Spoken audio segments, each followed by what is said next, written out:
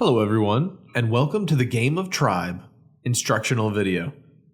Now, you've received your game now, or you're interested in getting the Game of Tribe, and you're wondering what it just might look like. Well, the game comes with this game board. 4 sticker pawns of each side's color. It also comes with 40 counters for inheritance points, which are this game's victory points, and used to also buy movement as demonstrated on your side of the board. The game also comes with an instructional pamphlet, a magnifying glass so that you can read the instructional cards, and also an eclipse token. To start every game off, place your eclipse token in the center of the board.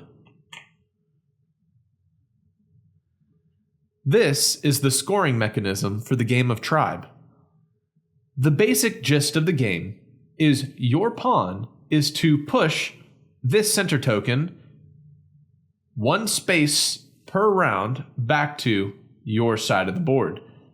Once you get it to your color, you earn a point, and the pieces reset, the cards are reshuffled. So there are 2 ways that you can earn points in the Game of Tribe. Either by scoring with the center eclipse token or by defeating your opponent's pawn. Your pawn's strength is denoted by the strength of the hand that you have in play. Some of you may have ordered custom mini pawns. These figures add a little bit of gravitas to each move, but they're no better or worse in playing the game than one of these sticker pawns. Alright, who's ready for an example game? At the start of a game, a player may choose any color on the board. Their side is then denoted by the color they chose. And they'll place their cards face down below their battle symbols, which are these places here. Battle symbols represent where your pawn starts once you place cards face down on the table.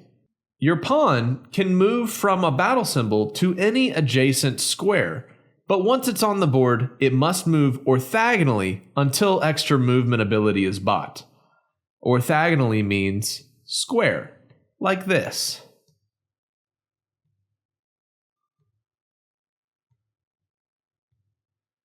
Your pawn is then used to move across the board and push the centerpiece to your side. Once your pawn pushes the eclipse token to one of its battle symbols, the round is reset and you earn 1 point. Everyone comes off the board, the eclipse symbol is returned to the middle, and the deck is reshuffled and everyone draws 2 cards to start again. Alrighty, let's go ahead and do an example game. Now, of course, because I have my cool warrior pawns painted in my team's color, I'm going to go ahead and use these during this game. Let's go ahead and clear off the board, and that way you guys can see what a real round of gameplay looks like. Alright, here's an example game between the colors of green and red in the Game of Tribe. Before we play, just some basics about the game. The game is comprised of a standard reskinned poker deck with several additional special cards. Imagine a 52 card playing deck. Instead of a jack, queen, and king, the tribe game has the lieutenant, the captain, and the prince. The lieutenant, the captain, and the prince. These can be used in straights just like in any poker game. Instead of an ace, the Game of Tribe has Aleph Tav cards. Aleph Tav cards are denoted by this symbol, one of 4 variants, based on a suit. The Aleph Tav card acts as an ace when it's used as either high or low card in the completion of a straight, but it operates as a glass cannon when used to represent your pawn on the table. If your pawn engages in battle with another player, upon the revelation of your Olive Top card, if you defeat your opponent and they are taken off the board, then not only do you still earn 1 inheritance point, but your pawn is also defeated and your card is discarded.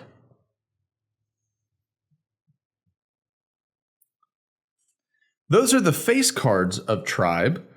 These are the number cards, 2 through 10, of each suit. Not just any card may be played together. If you look at this 2-card hand, the 4 and the 10, only the 10 may be played by itself as a high card. Pairs, however, may be played together as soon as you draw them. Cherubim cards, they may be used to complete any straight, add to a card to create a pair, make a 3 of a kind, or add to a 3 of a kind to make a 4 of a kind. They can also be used as a completion in a flush of their same suit. The game of Tribe also has 4 suits: the face of the bull, the face of the eagle, the face of the lion, and the face of the man.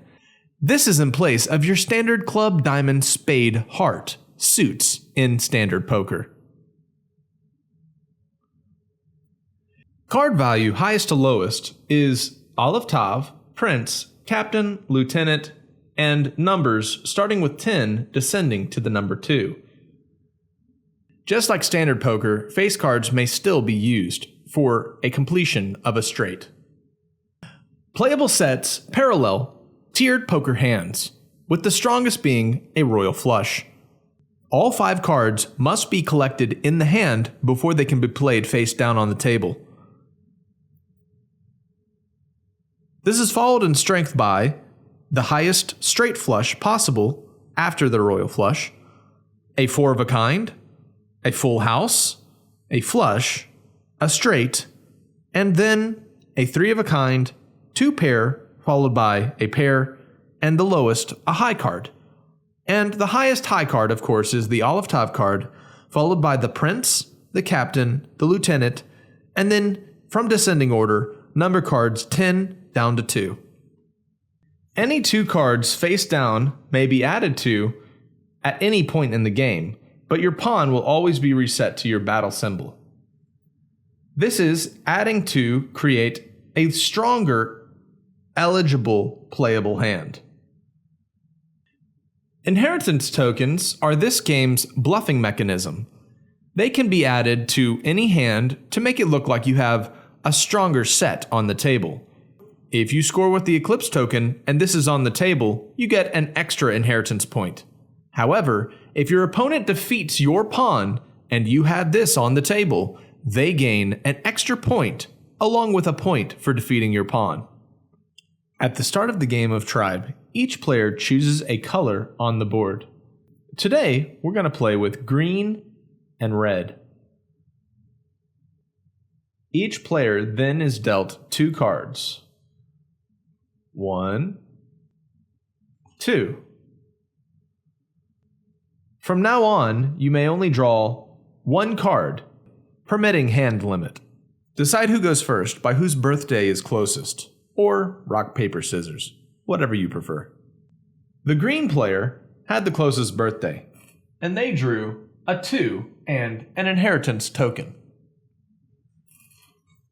An inheritance token may be played with any card to represent a bluff. It can be used to gain an extra point if you score with the Eclipse token, but careful, if your opponent defeats your pawn and you have this on the table, then that means they get a bonus point for defeating you in battle. Player 1, instead of drawing, places their cards face down on their side of the table and takes their pawn and places it on a battle symbol. You may start anywhere you like. Because placing your pawn on a battle symbol counts as movement, player 1's turn is over. Player 2, who chose the red color, drew a lieutenant and a cherubim card. Cherubim cards may also be played with virtually any hand to increase its strength on the board. It can be added to any high card to make a pair. Player 2, however, doesn't want to play just yet. They're saving up for a prince or maybe a stronger three-of-a-kind hand before they get into the game. So instead of placing their pawn on the table and placing these cards face down, player 2 keeps the cards in their hand and draws one card, ending their turn. It is now player 1's turn, and because they have no cards, they draw one card, and because they already have cards in play, they can now move their pawn one space orthogonally. Move to any adjacent square from your battle symbol to then get into the game. That counts as one movement, so player 1's turn is over. Player 2 still has a little bit of time to buy, and so, instead of placing their cards down, they draw one more card. Player 2's turn is over. Back to player 1, they still only have one card in their hand, but it's nothing that they could add to what they already have in play. And so, player 1 draws another card. Your hand limit is 5 cards. Once you're up to 5, in order to draw more cards to cycle through to get a better hand, you must start discarding cards that you have in play, as long as the cards in set are eligible hands.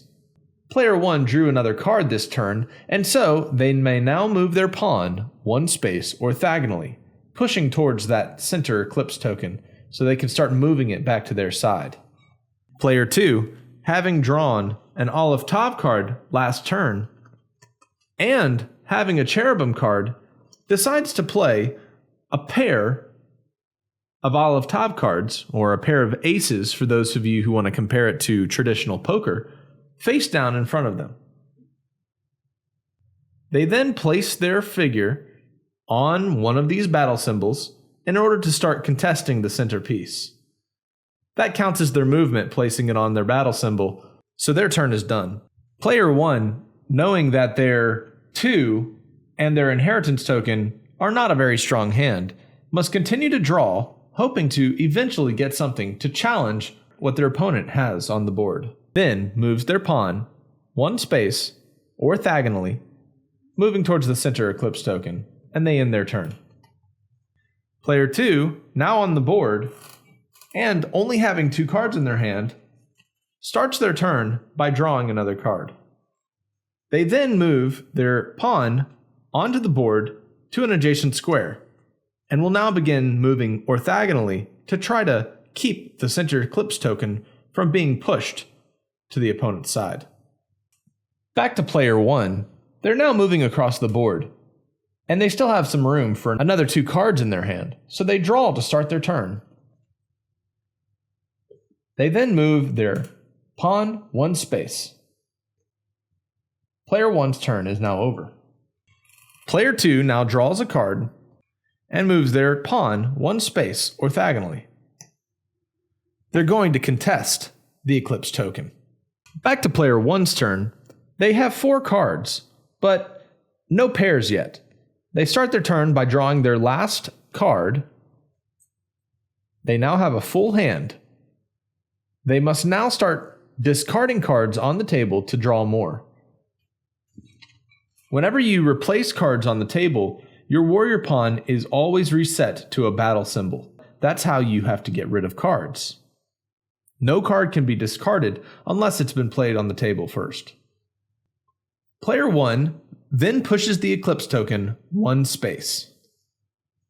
The eclipse token may only be pushed at any time one space, regardless of pawn movement. This is very important. Once you purchase movement with inheritance gems, with your earned inheritance points, you may then be able to zip around the board in your 5 traditional chess piece movements. Pawn movement bought for 1 inheritance point allows for diagonal movement of 1 space. Bishop movement, denoted by the sword, costs 3 points and allows for unlimited diagonal movement. Knight movement, denoted by the horse, is your standard L-shaped horsey hook, moving up 2 spaces and over 1, or moving over 1 space and up 2. The rook's movement is unlimited vertical and horizontal distance of squares, and of course, the bow represents what in the game of chess would be the queen's omnidirectional movement, able to move horizontally, diagonally, vertically, any number of squares. Let's explain battle. It's now player 1's turn, and player 1 has 5 cards, and they're unable to draw any more. But they don't know what their opponent has, so they're going to engage in battle. Player 1 attacks player 2. Both players now reveal their cards in play.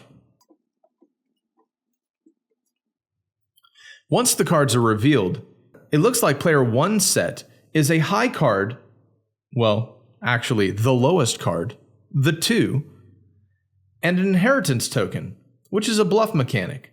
This is a very weak hand. An inheritance token only counts as a bonus to points earned with the eclipse token. Player 2's hand is a cherubim card which acts as a wild and adds to any high card to create a pair. Player 2 had an Olive Tav card, which is this game's ace. It is the highest card, and they had a cherubim card, which is a wild, adding to and creating a pair of Olive Tav cards. This is a very strong hand. Player 1 was unsuccessful in defeating their opponent. Their movement is forfeited and their turn is over. It is now player 2's turn. They already have 5 cards, so they don't draw anything at the beginning of their turn. They then move to attack player 1. The ace, high card, is stronger in itself than the 2. Because it's a pair, it definitely defeats a high card of a 2. Because player 2 defeats player 1, player 1's pawn is removed from the board, and their cards are then discarded. Player 2 earns 1 point for defeating player 1, and they also earn an additional point for defeating an opponent that was using an inheritance token. A special mechanic for the Olive Tav card that doesn't apply to any other high card is that it acts much as a glass cannon. Normally, upon attacking an opponent, you would assume their space after they're defeated. However, because this player defeated another with an Olive Tav card, they do earn points, but their hand is discarded as well, and their pawn is removed. It is now player 1's turn. They still have 5 cards in their hand, so they take a prince and place it face down on their side of the board, placing their pawn on a battle symbol. Player 2 also still has 5 cards, and they also choose to place a prince face down on their side of the board, and place their warrior on a battle symbol. Player 1 now has 4 cards and begins their turn by drawing a card. They then move their pawn 1 space orthogonally.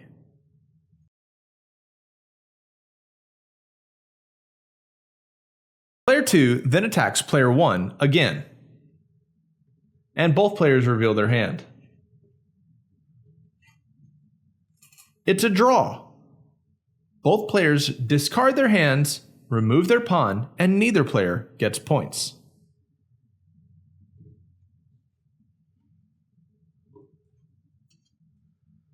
Player 1 now begins their turn. They now have the 5-card hand limit, but they have been very fortunate. They now have a 5-card flush. A 5-card flush, or a 5-card straight, can only be played when the whole complete set is in your hand and no cards are missing. Cards may be added to cards that are on the table to create a stronger set. However, 2 cards of different numbers or different suits may not be played willy-nilly together. That's what the inheritance token is for, bluffing. See, not every card can be used to bluff. Player 1 then places their 5-card flush face down in front of them.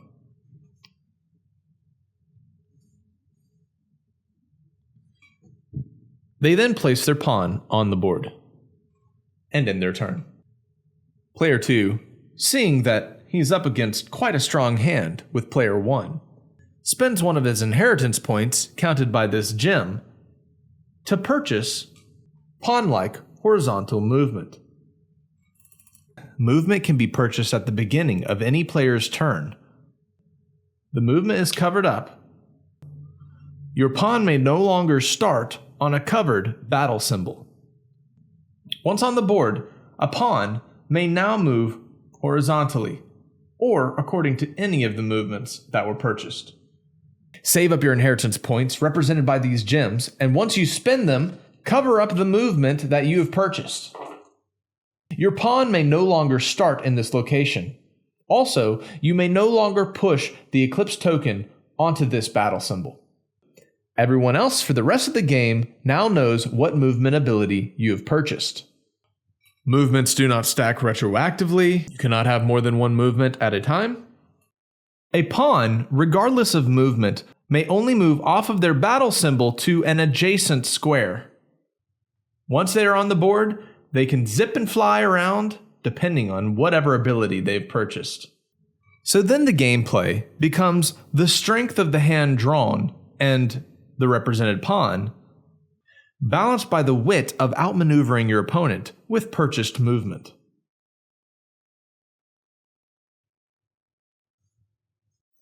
Player 1 may not attack Player 2 because they do not have pawn movement. Watch out though. Player 1 and Player 2 then continue as follows, moving across the board in orthogonal movement and his additional horizontal movement in the case of Player 2, trying to push the Eclipse token back to their side. If the Eclipse token is pushed onto an opponent's color by your pawn, the Eclipse token is reset to the middle and the game continues as normal. The cards are not reshuffled and the game continues on. If an opponent pawn, for whatever reason, is in the center of the board when you push the Eclipse token onto an opposing color, the Eclipse token eclipses the pawn in the middle, defeating them regardless of their hand. The Eclipse token may be pushed to any adjacent color.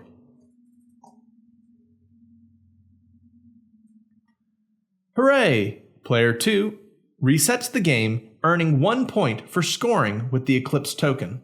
It is reset to the middle, both pawns are reset off the board, the cards are then discarded and reshuffled, and the game then continues.